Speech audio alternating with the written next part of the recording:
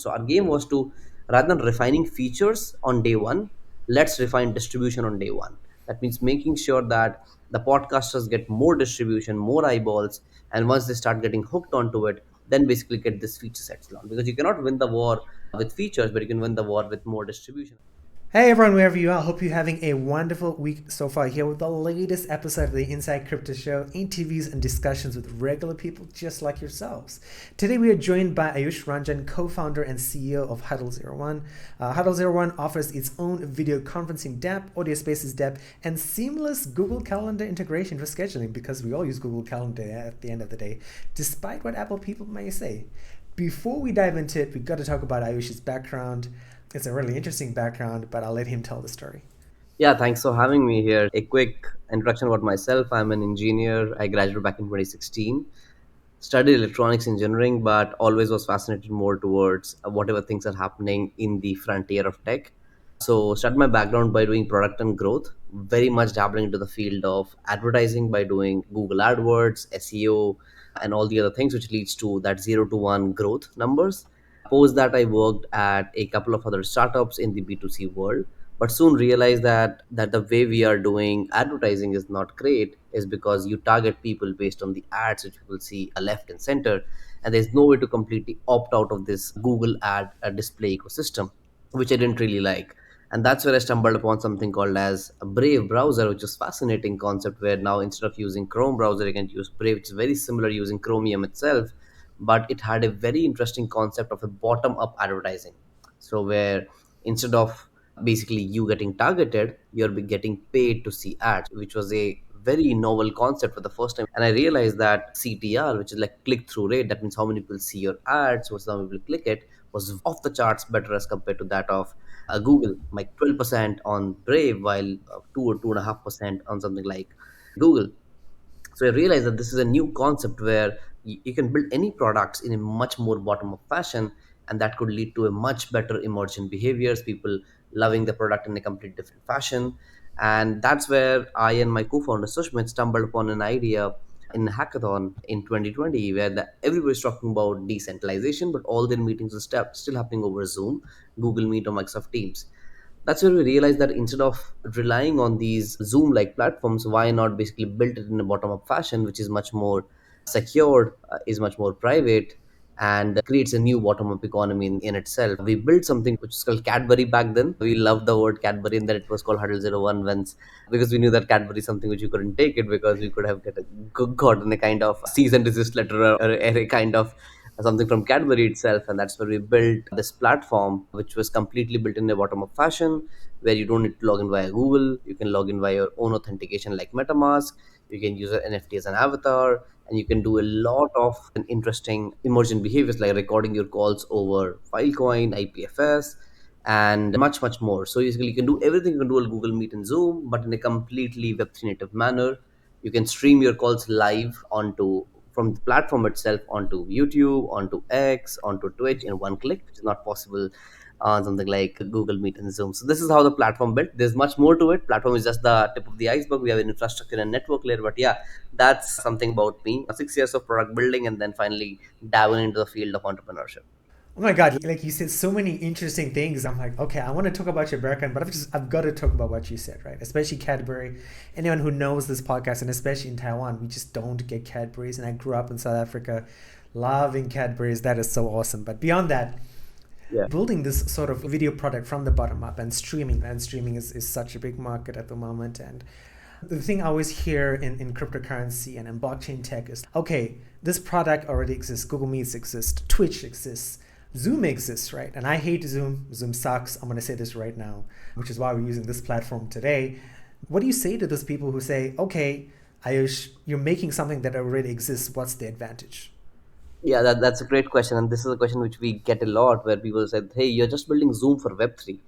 For that, what we respond to is that essentially we are not competing against the likes of Zoom or against the like of all these other platforms like Google Meet and Microsoft Teams. Essentially, what we're building, if you just go into the most primitive layer of it, is we are providing them, the Google Meets of the nature, a kind of a tooling or a new primitive where they can lead to a much better experience in general. So I'll just give you an example. I was on Squadcast right now. I was trying to get inside the room, And what I saw was that it was written that my latency was 150 milliseconds, which is a lot in the world of real-time communication because there was some bandwidth issues.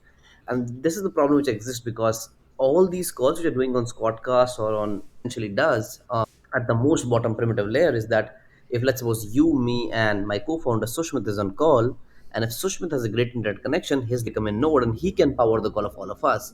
So it doesn't rely on any central servers like AWS. It's you who is powering these calls. And that leads to a much better kind of latency, much better call quality. So whenever somebody says to us that, hey, you're competing with Zoom, we're like, on the platform level, maybe yes. But on the network layer, we actually are helping something like Zoom to not use these AWS or database servers, but actually use our network, which is much more cheaper, creates a new kind of a bottom up economy, and also leads to much better performance in general. But on the platform level, you can do like whenever I log in via something like Zoom, I need to log in via my Google Calendar, my Google actually, Google Auth. Now, Google Auth is prone to seeing all my email address, seeing my name, seeing my IP, seeing my last name, my parents' name, and whatnot, right? Now we say that hey, instead of doing that, why not log in via your own custody, which is more like a MetaMask, or log in via your own wallet-based identities, where your identity belongs to yourself, and you can express yourself in a manner in which you don't feel like you're getting tracked and stuff like that, which we heard with a lot of these platforms which are training, which with this AI-based data, like using your data to train the AI models or all these bombings which used to happen earlier. So I think that's the first layer of thing where your identity belongs to you and you can be much more expressive while doing these calls. Then second is more like you can record these calls in a much more encrypted manner on not onto these AWS based S3 based providers, but onto Filecoin and IPFS, which is much more encrypted in nature, and your data cannot be tampered with in general. The third is more like these emergent behaviors out there. By this, what I mean is you can actually use your NFTs as an identity where you can just instead of switching on the video, you can use an NFT as an avatar. So where you can essentially whatever PFPs you own, you can show it as a proof that this is you. You can use your ENS as an identity where you belong. You can show actually that this is what your actual profile is. You are Ayush Ranjan.eth. So you can show that as a proof that this is you in general. And then the fourth and the most important thing is that you can multi live stream in one click. The game is all about distribution right now. So everybody wants to distribute their content left and center. Now, in no platform right now, you can just do one click and you can live stream onto multiple places in one click. It's not possible anywhere.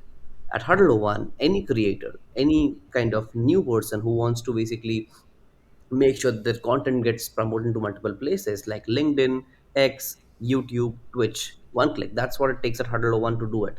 And that's why basically all of these four amalgamations make it very easy for you to use it, makes it a new kind of interesting toolkit to play around with. And yeah, I think that's what I'd say to people who talks about that, hey, why we should not use Zoom and use Huddle01's app layer. That's very convincing, and I've got to ask you, right? Probably the last 12 months since I've heard this sort of thing, right? People are becoming aware. Okay, I use Google Meets. Google Meets is free for me, but Google makes money through my information, etc., etc. Right? So then I've got to ask you, right? Like, if I'm using Huddle01, like, how are you making money from me using your product? That's a great question. Essentially, we have three layers, and that's why I wanted to bring this up first. That there were three layers at Huddle01. It's an app layer, it's an SDK layer, network layer. App layer is just the tip of the iceberg. Essentially, what Huddle01 is a people-powered communication network. That means if we three or four people are doing a call, you can become a node and you can power the call of all of us. So no need to rely on centralized servers. That's what we are building. So it's a two-way marketplace, a supply side and the demand side, where we are starting to build the demand side first. That means we've built an infrastructure and built our own app on top of it to make sure that basically it's more like that we have built the road ourselves and now we built our own car first to just go around that road, and now we want more cars to go via that road. So that's what we are building at the end of the day. How we make money is basically via the SDKs. So anyone who wants to integrate audio and video into their own products, so a lot of people want X, for example, Twitter, they have the audio spaces, right? Or Clubhouse, they have audio, they had their own audio rooms. Now they didn't build their own audio rooms, they need someone who can help them and give them an SDK, and that's how they basically make money. So Huddle makes money in two ways. First, via the SDK, where it makes money by people who want to use an audio and video into their own products. and where they don't have to build audio video from scratch. We do all the work from them. We give them an SDK which makes sure that it takes us 5 minutes for them to integrate. So anyone who needs an audio space, anyone who needs a video room, anyone who needs any kind of audio rooms with NFT based feature sets, you take our SDKs, and we charge for that $1 per 1,000 minutes for audio, $4 per 1,000 minutes for video, with a volume based discounted rates. That's first. The second is on the app layer, where anyone who wants to basically do multi live streaming, or want unlimited meetings, or want to basically store unlimited recordings over Filecoin and IPFS, that's where we charge people. But the charge will start from $10 per month, much more cheaper than what Zoom has. So these are the two pricing models on the layer of app and the SDK. The third is on the network, where if you use our network, there will be something called as transaction fees, but we can go into that later. But these are the three ways in which Huddle01 makes its own revenue or their own treasury. Very cool and very interesting. And I mean, you've mentioned the creative stuff, right? And I've got to ask because I started doing podcasting like 5 years ago, 6 years ago. And I remember using Skype and then using Google Meets and using Zoom. And Zoom doesn't allow you to record. If I was using a Zoom meeting and I was using like OBS, which is Open Broadcaster Studio, lots of people know that. You can record Zoom calls. Zoom, you have to have a separate second monitor to record from Zoom, which is super irritating. And then there's Google Meets as well. And then now I tried Riverside, which is very similar to Squadcast, which is what we're using now.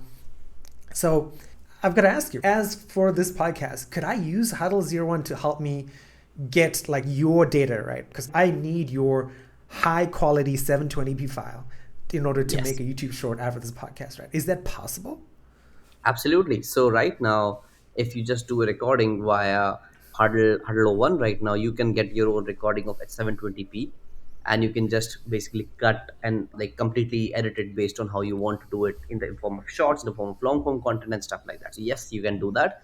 What we are also, since you have mentioned this, what we are also doing is that we are making sure that for any kind of podcasters who do a lot of podcast, since we've already launched this kind of featuring where you can actually do these different ways of distributing the content onto different places, we're making sure that there's a kind of podcast mode also in the platform itself, which makes sure that you feel like you are on Riverside or you feel like you're on Squadcast itself. But yes, answering the question, yes, you can do all those things right now. Sweet. Okay. So that's going to be the first thing because I think I've only started using Squadcast for 2 weeks. I used Riverside for a month and I'm like, okay, it's okay, but still not great. So I've got to look up at Huddle01 after this. Yeah. Okay. Next question has got to be, right? So people like, okay, like myself, right? And other podcasters, other people who are watching this video, okay, this sounds really interesting. I want to do my podcast. I want to use Huddle01. But they hear Filecoin, they hear IPFS, right? And if you're not in crypto, or they hear MetaMask, okay, signing transactions every time I do something. And then we'll talk about the concept of account abstraction, right? So is this abstracted in Huddle01? Or can I just like log in with my Gmail, do everything? Am I constantly signing transactions all the time? That's a great question. And yeah, I think that's why I mentioned about this, that we built this whole, like once we are building a protocol, that's what I believe that we have to do, is that we have to make sure that once you're building any kind of this protocol, you need to make sure that you build the demand side yourself and you actually see what consumers want. And this is something which you rightly pointed out, that people are tired and afraid of just signing this transaction because they believe that, hey, my money can get stolen out of my own MetaMask. Number one. Second is that, hey, what is this MetaMask? These are the two questions which comes into mind, and then you have to install MetaMask. Way longer process. What we have done at Huddle01 is that if you don't have a MetaMask, you can just do a guest login. That's it. You just click and you're a guest login, you enter the call, and bam, you're done. You're good. Secondly, what we're doing right now next is that what you mentioned about account abstraction. We make your MetaMask in the backend itself. You don't have to know anything about MetaMask. And as soon as you go into the platform and you record, you just get an option. Hey, your call is recorded. You can store it over desktop. Do you want to store it over IPFS, Filecoin, and S3? So basically, your calls anyway get recorded. It's more like you don't have to know what Filecoin is. It's just that when you go into your dashboard, that hey, I have my recording here in my dashboard. So you get your own personalized dashboard as a creator, where you can see everything, that okay, this was the recording I did on 15th or 16th of October, and okay, this is how it looks like. Okay, this is great. So this is what I did on 22nd of October, on 31st of October, etc., etc. So it gets recorded, and you don't even know that it's getting onto Filecoin or IPs. You don't even have to care about that. It's just that you get a 720 1080p and you're happy about it. Very cool. Okay, then following on that question, right? Am I worried about gas fees? Am I paying Ethereum or Matic or something like that in order to use Huddle like every few months? So you are not paying any gas fees. You're not signing any transactions.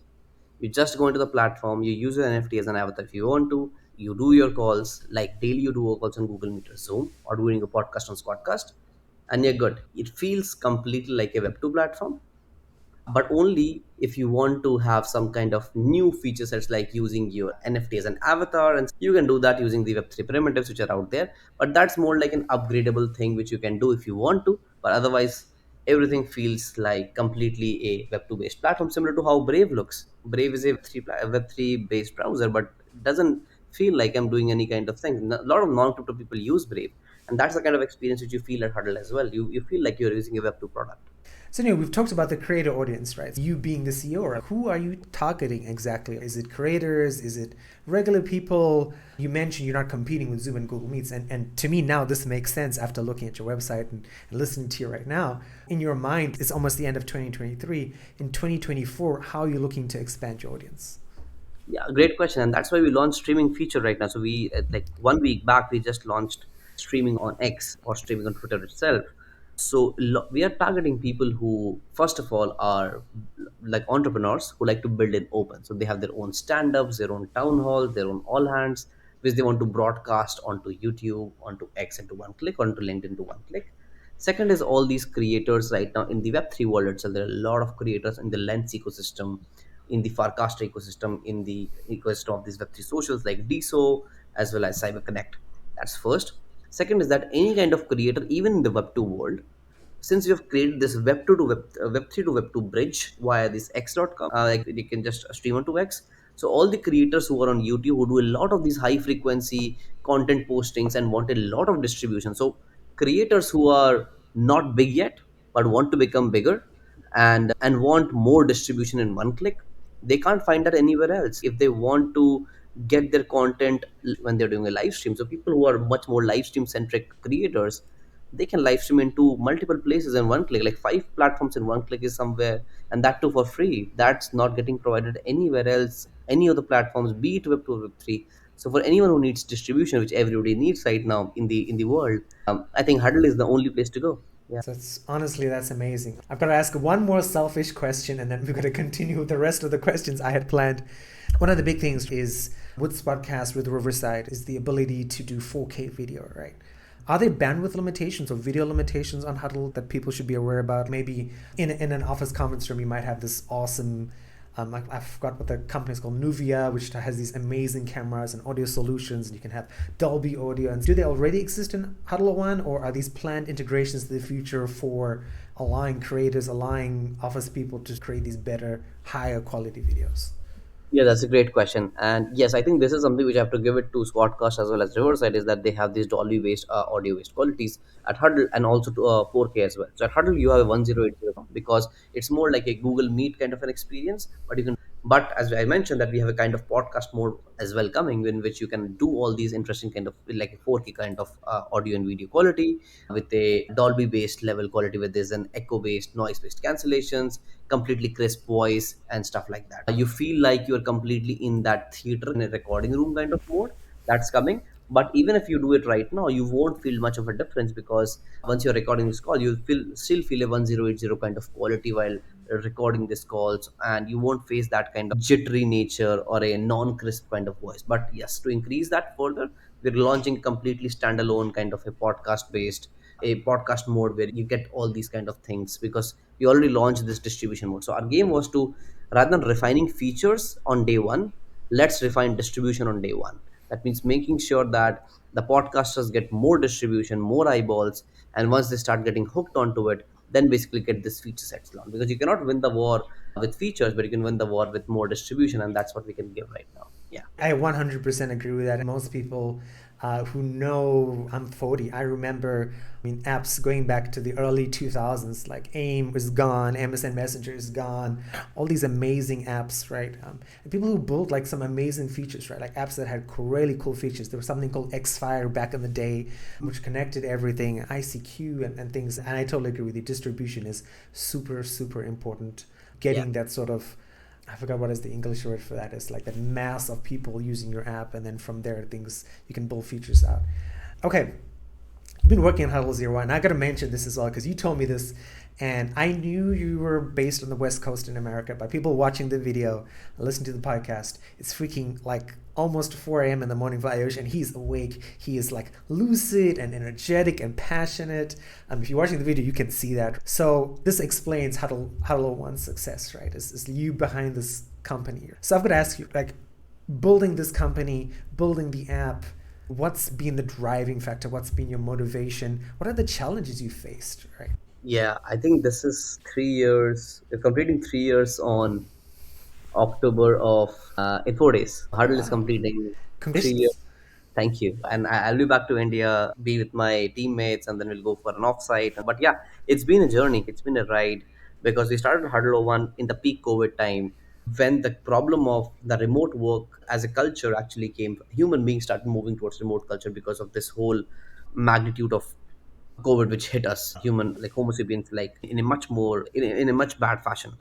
So I think the major challenge for us was, if you think about it, was also solving for what we're doing right now itself. This is done at a latency of less than 100 milliseconds. That means my audio and video voice is reaching you in less than 100 milliseconds, because that's only you can call it as a real-time communication. Not that as a technologically, that's a very hard problem to solve, that making sure that you are able to communicate and it feels real time in itself. So we did that, and then to just make sure that's done at scale of thousands of people in one call, that requires a huge amount of engineering effort. So that was one of the biggest challenges for us. I think kudos to our engineering team led by my co-founder and CTO Sushmit, as well as my whole engineering lead teams, Dipanshu, as well as Arush, Om, and all the other Akshay and everyone else. But they have been doing some tremendous work to make sure that our engineering wise we become the most stable and much more concurrent platform in the world. So I claim ourselves as one of the best WebRTC based startups who can scale concurrent calls in a real time fashion in a much more in a much scalable fashion, so that thousands of people can come from different parts of the world, from Taiwan, from Philippines, and then from also from US, like completely different coast, and can still have a kind of real-time communication quality. That's first. The second is on the protocol layer. Now this was on the engineering effort. Second was building a protocol itself. That means making sure that you don't rely on this AWS based servers, but build your own kind of network where your laptop becomes a server itself. Now that's a new realm of problem which no one has solved, and our team was able to crack that, and that leads for us to not compete with the likes of Squadcast or Zoom, but actually help them out, because everyone uses AWS, and we provide a better alternative to AWS to use our network, which makes your calls cheaper, much more performant, and also creates a new bottom up economy altogether. So I think that was the second challenge. Third was the challenge of team building, is what I believe, that you require a lot of empathy. If you ask me, to build a good team, you need to make sure that your team is happy, and that too in a remote based environment, because we are also a remote team, to make sure that you are completely happy, your team is having a good time while doing these things, and they always believe that they're solving a hard problem which can actually impact the world in a much more interesting fashion. And I think that's where I believe that the team building is third on the list for me, is what I believe is that has been the major challenges for us. And but yeah, 3 years, product is built, SDKs are live, we have done more than 2 million minutes of meetings so far on the platform, and the protocol is live. It's going to be live for the public in a couple of months time, and also our white paper is going to be live, which will make sure that just like how world has seen and the whole realm of layer ones and layer twos, you'll be seeing this whole layer RTC by Huddle01 itself. Sweet. You mentioned India as well. And we've had quite a few Indian founders. I think probably about 10 or 11 in the last 150 episodes, 160 episodes now. And the Indian government has an interesting take on cryptocurrency, or their stance in terms of taxation. And like, let's say 50%, like 5 out of the 10 founders we spoke to, like, okay, I'm thinking about moving away from India in the future because of the government's stance. And as much as you'll be able to talk about it, what do you think about that? Is India still going to be like a hub in terms of development for crypto? Or do you see other places like Dubai or Singapore or San Francisco, like where you're based at the moment? What do you think about that?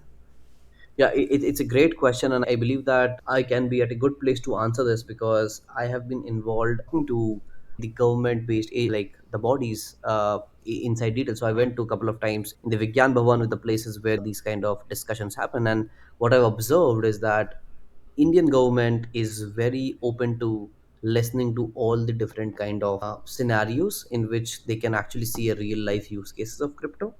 And there are very technical people involved from the Indian government side who understands it in a much more granularity in detail, and are open to basically think about and experimenting with creating a sandbox once they see that this kind of a the use cases, the proper use cases of it. So when we talked about Huddle01, that's where we talked about our actual use cases, that here the use cases of crypto in future will be more like incentivizing people to run nodes on their own laptops, which will make sure that since they're giving their own nodes and giving their own bandwidth and compute, they get reward in terms of Huddle tokens. And that's how you bootstrap that network. And you can make sure that it's possible to do calls in the remotest parts of India using the network which we create. And this is a proper use case. It's not a use case just on the financial realm. The second point which I want to mention is that if you say historically, RBI, which is the Reserve Bank of India, it's like whenever there's been macro kind of bearish sentiments, Indian markets are generally always very robust, and that's why Indian government takes a very, I'll say, defensive position, is because they don't want retailers to get burnt whenever any kind of this massive unwinding happens, something like FTX or Celsius and stuff like that. And that's why I believe there's a more defensive stance towards it. But as soon as this sandbox starts come up and this starts seeing success, I think India is. I'm very pro India, that India will be becoming a major hub towards, because if you see this fintech innovations in India, it's been off the charts. Like UPI has been one of the biggest innovations from the India side of things. Like apps like Google Pay is now running even in SF. I'm in SF and I can do Google Pay as well. So I believe that we are very, like, technological India is very pro in that sense. It's just about time where we'll see a great kind of regulations coming into picture which will be pro crypto. Yeah. That's nice. And this is wonderful to hear because I think so many people look at India and other countries are like, okay, this is what the media is reporting. And it's nice to talk to somebody like yourself who's been involved. And actually, this is the thing. And you mentioned like a really key point as well, which is I know a lot of people complain like, hey, the people, the politicians, the people in power don't really understand crypto. But it's good to know that there are people in the Indian government who do understand it at a granular level and can say, oh, yeah, that makes you very positive about the sentiment. And the other thing I wanted to echo is India is a Yeah. massive country, right? Just like South Africa. And there's so many parts of India and just so many parts of South Africa where you cannot do a Google Meets call or a Zoom call because surrounding you are elephants and giraffes and other animals in South Africa, which is the unfortunate part. But it would be nice so that everyone has the ability to do video calls and be remote and maybe enjoy their best life living wherever they live. You have been a wonderful guest. I am absolutely like really thrilled. I loved you talking with your hands when you were explaining things. It's very rare to get somebody so active. This is usually the point in the podcast where I give founders like yourself an opportunity. Maybe your marketing manager told you, hey, you've got to say this on this podcast. So if there's anything you haven't said today that you want to say, like I said, there's still lots of time on my side. So the floor is yours. How would you like to end off today's podcast on? Yeah, absolutely. I think thank you so much for having, first of all. One thing which I just wanted to make sure that why your audience to hear about is that I think we hear a lot of things about the whole blockchain based space, where any like all these blockchains which exist right now, what they provide is basically giving you these kind of toolkits to build this financial based apps in a much more interesting fashion. And that's why they're called layer ones. What we are creating at Huddle01 essentially, and why we're building this app layer, one thing that users can understand also, and this is what we are also trying to do via our tweets, via on LinkedIn itself, is making sure that people understand that we are actually building a layer and a network which makes sure that you become a node yourself and you power the call. So think about a world where while you're doing a Zoom call, you earn money while doing a Zoom call. Why? Because you become your own nodes. So that's what we are creating. So we are creating a kind of layer RTC, which is called layer real time communication, RTC itself, where you can become your own node and you can power the calls in a completely censorship resistant, borderless kind of fashion. And that's why we built our own an SDK and an app layer to make sure that we bootstrap the supply side with the demand side itself. Yeah, there will be a couple of interesting things coming up by Huddle01 site soon. We'll have our own protocol coming up where you can run the nodes of Huddle01 on your own laptop in a click of a button. And there will be an incentivized test net where you can basically also you get an incentive to basically run the nodes on your own laptop. You try to create this big network. We're launching our white paper soon, and we're looking forward for the community to be very active to use it, because humans communicate, collaborate, and innovate. And to basically innovate in that fashion, you need to make sure your communication becomes much more immersive. And to do that, we have to move away from the worlds of clouds and to move into the worlds of edges, which Huddle01 is doing. So that's what I would just want to end up with. And if you want to fight all these problems of climate change, diseases, all the humans have to come together to solve these hard problems in the world, from China to US to everywhere else. We have to come together as scientists, as researchers, as entrepreneurs, as business leaders, as politicians. And to do that, you need to make sure the communication feels immersive. It feels real Huddle01. But that's what I want to say. Yeah. Thank you, and I appreciate that. And as somebody who does this not just for 21 Co, as also on my own podcast, one of the hosts is in Canada. Like, this is something I'm going to be looking into right after this call or recording session. Ayush, thank you so much. So Huddle01's socials will be down in the show notes if you made it to the end of this YouTube video and the end of the podcast. I know you are on LinkedIn and you're also really popular on LinkedIn. Are there any other places for people to follow you on besides LinkedIn? Yeah, absolutely. So I'm really active on LinkedIn as well as Twitter. So Twitter, I try to respond to all the DMs. So my handle is Ranjan3118. That's my last name and 3118. And I respond to every kind of DMs I get. So would love to hear your feedback on the product. If you've done a podcast, if you've done a streaming, and would love to your quality, like how did you like it and what we can improve there. And also if you want to read a white paper, the first draft of it, happy to send you over the link on DMs on Twitter. Yeah. Wonderful. So I will make sure to include that as well. I just thank you very much for your time. Hopefully we can catch up at some point again, maybe a year later, see how you go. You guys have an awesome goal on your website, 100 million users, which I'm having my fingers crossed. I'm going to be one of those people as soon as possible after this call. And I appreciate it. And hopefully we'll catch up at some point in the future, probably a year from now. Thank you very much. Absolutely. Thank you so much for doing this. It has been great. Thank you. Such good questions. Yeah.